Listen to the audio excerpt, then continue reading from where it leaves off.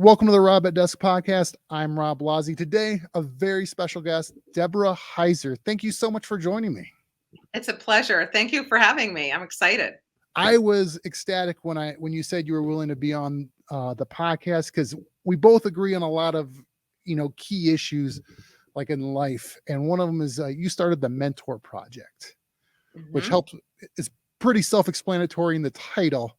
Helps people get mentors, but my background is a basketball coach, so I 100% appreciate the idea of mentorship.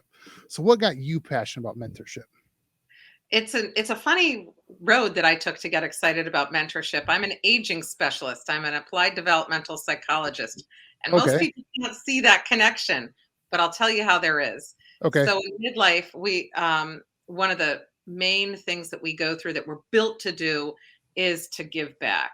Yep. So most people don't know that, and but in fact, just like walking or talking, we're built to want to give back. It's called being in a generative stage. So when I was studying this, I thought, okay, there are 3 ways that we can do that. That's philanthropy, volunteering, and mentoring. And mentoring and volunteering are both free. And mentoring is a way that we can leave a legacy. It's a way that we can give back our expertise. So that's how I came, long circle route, into wanting to form the Mentor Project with Bob Cousins and a lot of other kind of cool people. So that's sort of long story. Very cool. Well, I like that we talk about with giving back, because I used to coach my guys. I coached varsity boys basketball, and actually all ages throughout the years. But one of the things I told them, I go, the definition, or we'll define turning from a boy to a man, is when you give back more than you take. Absolutely. Because when they're in school, they're taking more and they're learning, and there should be. That's a developmental age. But once you start giving back more than you're taking, whether it's starting a family or other things, all of a sudden more is going to be asked of you than what you're taking. Absolutely. And I love that you say that, because the earlier we start kids understanding that, the easier it is for them to go through that transition of wanting to give back. The example that I give of people who don't reach that stage, you're instilling that in kids early, or is when it isn't instilled in you. I call it the Ebenezer Effect. So you talked about that on your TED Talk.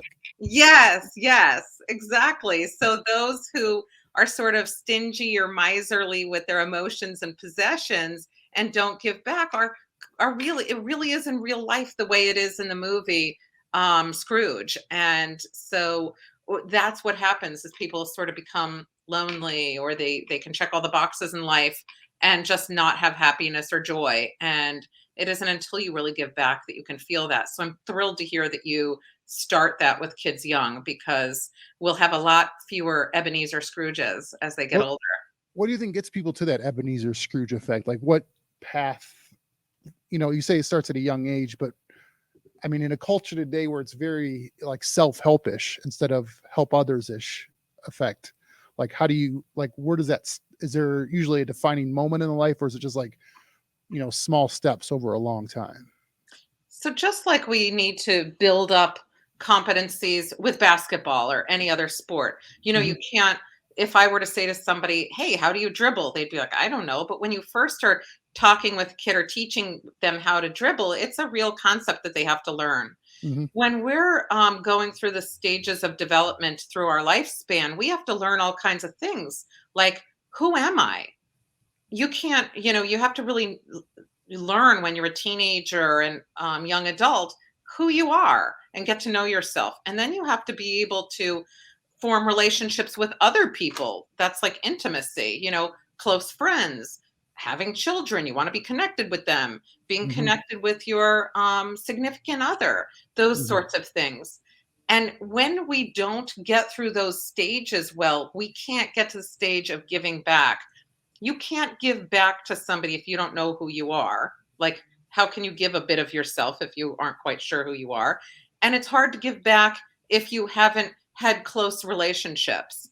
So it's really important to have those stages that you've built up to. So when you start a kid early, learning about how to be a member of the world, a member of a community, a person on a team, Those are all things that help us to do that. It gives us the building blocks for getting through those stages later.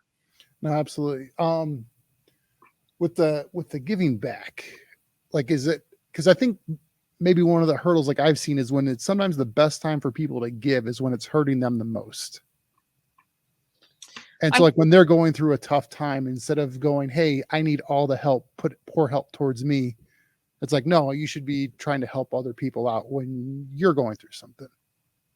It's the connection that we have with others that makes us want to give. And Yeah. even when you're down, that we all crave being connected with others. Yeah. One way we can do that is by giving of ourselves. The other thing is when we're giving, it's a piece of ourselves, it's a legacy. We're not giving away something like we would give an extra scoop of ice cream. Hmm. It's not like we're giving away the shirt off our back. We're giving our skill, our knowledge, our expertise, and that lives within the person that we give it to. Hmm. So then it's almost like a form of immortality. If you're down and out and you want to feel like you made an impact, like you matter, like you made a footprint on the world, that you made your mark some way, the best way we can do that is to give something to somebody else. They're holding a piece of you and carrying that on. An example of that is I was speaking with Dr. Robert Lefkowitz. He was the 2012 chemistry Nobel Prize winner. Hmm. And he was saying, oh, yes, I have people who come up to me and they say, I'm sixth generation Lefkowitz. And these are people who have been mentored. So he mentored someone, they mentored someone, they Oh. mentored someone, and they come back and he says, and I hear myself in their voice. He can hear his Oh. words through them. So the power of giving back, even when you're down and out, even when you're at your happiest moment, lives on. And we all really do recognize and know that. It's just that it's not articulated very often. And so that's why people, when they're younger, they can't quite imagine why you'd want to give stuff away. Why would you want to spend your time, telling people all the secret sauces that you've been sort of building over time? But that's really why. Do you think people, especially in their younger days, realize, or the fear of scarcity, where it's like, if I give this information or something I think that's valuable to me away, there won't be enough to come back? That does exist. And I talk about this when we are thinking about hierarchical mentoring. Hmm. So if we're saying, I'd like to get mentored from somebody in my own department, maybe a person above me, one level, or maybe two levels even, there might be two reasons why I would be reluctant to seek a mentor. Hmm. One is that I would be afraid that someone would take my idea and run away with it. That could Hmm. be one boss, and I'm trying to get my information two bosses above me, Hmm. right? And that's part of the scarcity, that Yep. this is prized information. I don't want to give it away. And then here I am, the schmuck hanging out without any information, no recognition, and same old job, and everybody else is accelerating. Hmm. The way that we can get around that is something that I've coined lateral mentoring. So you are not as reluctant to give or to ask for help or to give help to somebody who's not in competition with you. Hmm. If it's somebody on your left or your right in a different department, in a different area, you're not going to feel like they're going to steal something from you because they're not competing at all with you. If you Yeah. went to somebody who was coaching hockey, instead of basketball, they're not going to be in competition with you. You can share away and share Hmm. strategies and information that could be very useful to you or very useful to that other coach, but that removes the vulnerability from it. And No, that makes sense. And it's interesting where it's like, there's something, especially maybe I've gotten older, you just sort of realize there's enough for everybody. that's true. There is enough for everybody, but there is validity. People aren't, paranoid and stingy if they're saying, "Hey, I'm a little worried with the hierarchical Oh model." yeah. They're on target with that a lot of times. So the best way to go about it is to look laterally and find someone who can support you, an expertise in a different area that supports yours. So I tell people to look at what are your superpowers and find someone with different superpowers so that you can ask them for help, and you can also offer them help. And that's the way it fits, like a little puzzle piece. No, absolutely. So do you find like with like finding mentors, do they happen more naturally, or like, I don't know how else to put it, but like almost like set up on a date? Like what's the like I, you I know, don't know how else to phrase it. Sorry. no, you're right. It's like an arranged marriage in some cases. Yeah.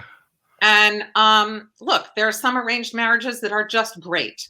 Mhm. And then there are some that probably aren't. Yep. But I do personally believe that it has to be an organic experience because it's a two-way street.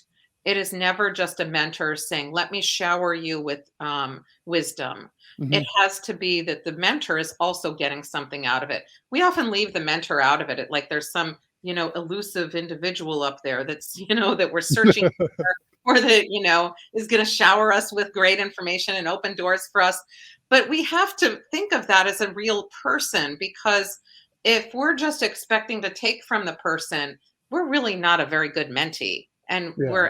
we're just sort of in a one-way relationship. It has to be a two-way relationship. And in order to do that, both people have to like each other. Oh So yeah. if you're assigned a mentor, it can work out, but you really want to be able to make sure that you're getting someone who wants to work with someone who likes that person, who respects that person, and it's both in both directions. Yeah. No, that makes sense. So yeah. So then you also, your background is an aging and like an aging expert. Is that what the phrasing I heard? So Mhm. first off, how do you get the title expert in something like that?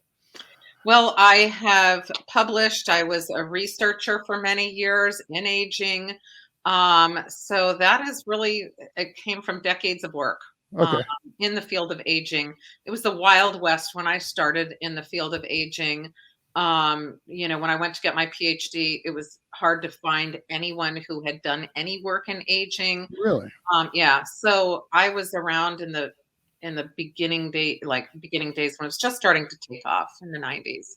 Oh, very cool though. It's got to be something fun to be on the frontier on something like that though as well, where you probably got to help lay a lot of the groundwork where like you said earlier, someone heard their voice, six steps away, where I'm sure you're seeing, people driving down the roads you help pave, getting Yes, there a lot quicker.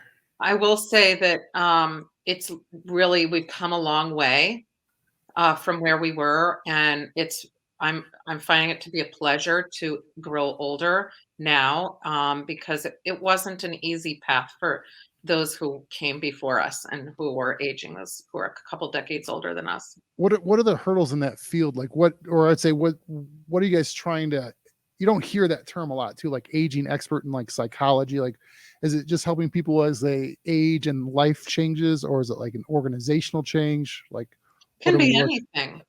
Can be the terms that we use when we Oh, talk about aging. It can be how we look at mhm. aging. So, for example, when I was starting out, even I had the perspective that there was really nothing to look forward to as we grew older. Okay. When I was started out in research, I was studying depression and frailty, Alzheimer's. I mean, none of these are things that we look forward to. Nobody's like, No, sign me up for any of that stuff. right.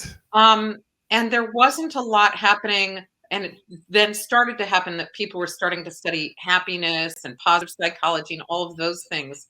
But in the very beginning, I was right along there with everybody else studying aging just to sort of figure it out, but it was all negative.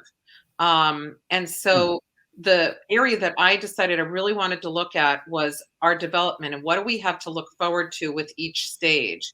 And in fact, we have a lot to look forward to. And that was a pleasant surprise for me to Hmm. learn. I was learning right along with everybody else that was just starting to learn about it. That in fact, each stage and decade of our life is something that we have that is more powerful and is going to lead to happiness for us. Even though we might think that being physically more capable might lead to happiness, it's not the case. For example, I don't care that I can't run as fast as I could when I was 20. I truly don't care. And I really do feel happier than I was when I was 20. I have more of a grasp on the world and who I am and all of that. And that is something that younger people can look forward to. Yeah, no, it's interesting that you say that, because like is it a matter of like getting your best PRs or whatever in a workout or things like that, or like you said, having a better grasp on who you are and what life has for you and the things you sort of. I've learned I take less things for granted, especially as I'm more on that middle-aged side, and you see people that are, oh, hey, Gypsy. Gypsy's a dog down here. It's my sister-in-law's dog we're watching here. And just the idea of where, even as you see like aging parents and things like that, things you don't, all of a sudden you realize, you don't take as many things for granted. Right. You don't, there are a lot of things that you actually we accumulate things also. And those things that we accumulate are things that matter to us and have meaning to us, like children, Oh yeah. friends, skills, all of those boxes that we check. Those end up mattering to us in a way that makes us feel like we're competent, that we're experts in an area, that we have skills that matter to us.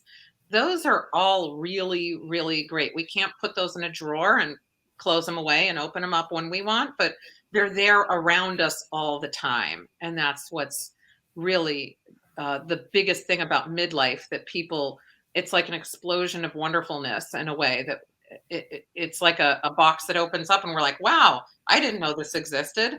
I feel pretty good. Then where did midlife crisis come from? We always see the 40-year-old driving the Corvette. That's the old version of the Ebenezer Effect. Okay, I can see that. If you are somebody that all of a sudden you're 50 and you are a woman and you run out and you get a boob job and you do, get a fancy car and do all kinds of things, we all look at that person. We know that that's somebody who's not on track, right? Just like Ebenezer Scrooge. So that's the kind of thing that the midlife crisis is talking about. It's just another term for Ebenezer Scrooge. The Ebenezer Effect. What's some of the bigger misnomers with aging and what people fear? I think it's one of those things, like as you get there, there's less. Sorry, the dogs are just running upstairs, and my wife's working up there. It's always the fear she's on a call and they need to go outside. I love how dogs keep us on our toes at all times. I love dogs. Oh, it's amazing. And the unconditional love they get. I know. It's one of those where get better than that. Who else greets you when you come home more excitedly than a dog? Seriously. I was going to say, a couple of months ago, I still was working in an office and I changed jobs where I could then work where I work from home now. But I'll tell you, when you come home after being gone all day and the dog tail wag is like 280 degrees flapping at you, and you're just like, oh, I had a bad day, but you know what? It's better now. Exactly. It's like now it's like she's here, she's around me all day. She's like, you're still here? Like, what are you doing? So sorry. Side note on dogs. We could. So then the question, I guess going with back to the aging, or we could just keep talking about dogs. I'm okay with that too. Works for me. Is what can we learn from dogs about aging? I guess that's one thing too, is how do you my wife and I joke, we'd be rich if we found a way to keep our dog alive an extra 5 years. Oh, I know. I just lost a dog. Oh, I'm sorry. Way too early. And yeah, I would love to be able to get dogs to last longer, to live longer. Their lives are just too short. And do you really want to know what, because I always joke with her that I go, do you want to know what Freckles is actually saying? What she says, all she's probably going is rock, bacon, food. Or she's got a whole dialogue going on. You don't know. When they start barking good, my wife's real good at tell me the story. That's cute. I like that. So yeah. So sorry, easily distracted, especially when it comes to dogs. So going back to the aging question, what can people do to help combat that? Obviously the main thing we've talked about is giving back, but how do they get there? What if they're going, well, that's a big step for me? So there are some things that we can do that are really pretty easy, and that is to make sure that we're connecting with others in ways that matter. So, and it's not like connecting when we're in our 20s and we're out there and we're like, ooh, here's another new person. Here's another new person. We have sort of superficial friendships that we're making that are important to us to find out who we are. But it's really not about the number of them. It's a matter of do we have one? Do we have Mm, somebody that we can connect with? Do we have mhm, somebody that means something to us and that matters?